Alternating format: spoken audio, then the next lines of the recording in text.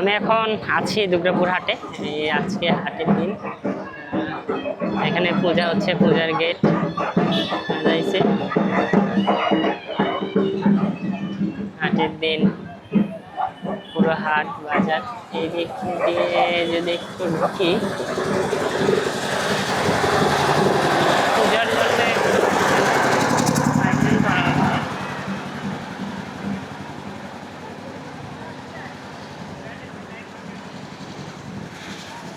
পুরো হাটের ভেতরে প্রবেশ করেছি।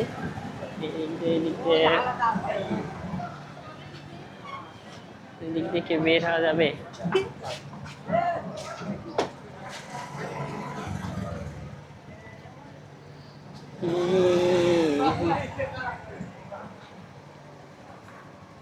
অনেকদিন পর হাটের ভিতরে আসলাম। হাটের অনেক কিছুই চেঞ্জ হয়ে গেছে। ইটের দোকান উঠছে, যদিও এইগুলো এমনিতে ফাঁকা মাখা ছিল।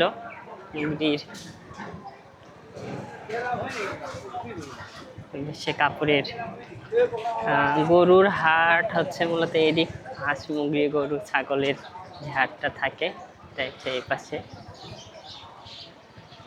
আর এটা হচ্ছে দুর্গাপুর সরকারি প্রাথমিক বিদ্যালয়, যেটার ভিতরে বাজার শুরু হয়েছে অলরেডি।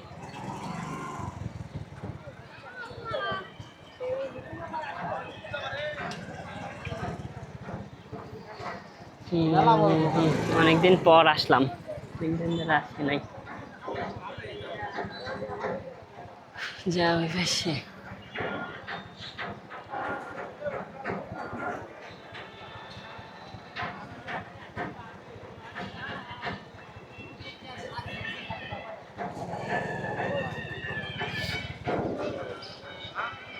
এখন বের হয়ে যাব, যেহেতু রোদ, আর এখানে রাখাও ঠিক হবে না, অনেক মানুষ আসবে। বিকালের দিকে যদি আসি একবার, তখন আপনাদের দেখানোর চেষ্টা করব যে চারপাশের পরিবেশ সবকিছু কেমন।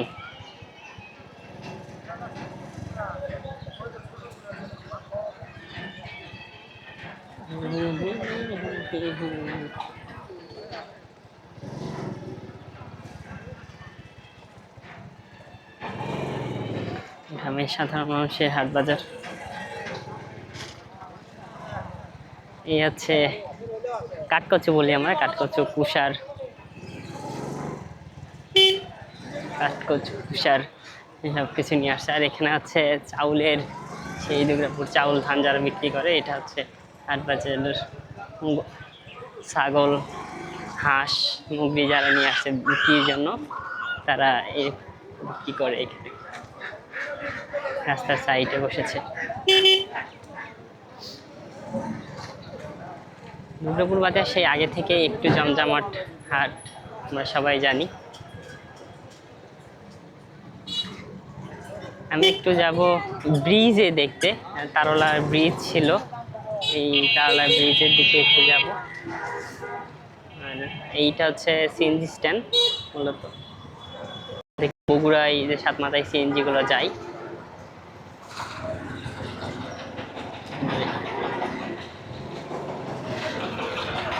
প্রচুর জ্যাম। আর হাটের সময় আসলে এদিক দিয়ে পার হওয়া যায় না, এমন একটা অবস্থা যে ঢাকার মতন। শাহবাগে দেখা যায় যে রাত্রে ফাঁকা, এই দিনে শুধু যানজট যানজট যান লেগেই থাকে এরকম। এখানে পেট্রোলের পাম্প, এখনো হাট শেষ হয়নি যদিও বাজার। এই পাশে একটা ব্যাংক আছে, ব্যাংকে মেবি লাস্ট সীমানা করা হয়। এখানে কামারেরা কাজ করতেছে। এই যে সেই ব্যাংক, এখানে হচ্ছে গ্রামীণ ব্যাংক। এই হচ্ছে দুর্গাপুর পাশেই গ্রামীণ ব্যাংক। এখানে কিছু দোকানপাট দিয়ে এখানকার বলা যায় যে এখান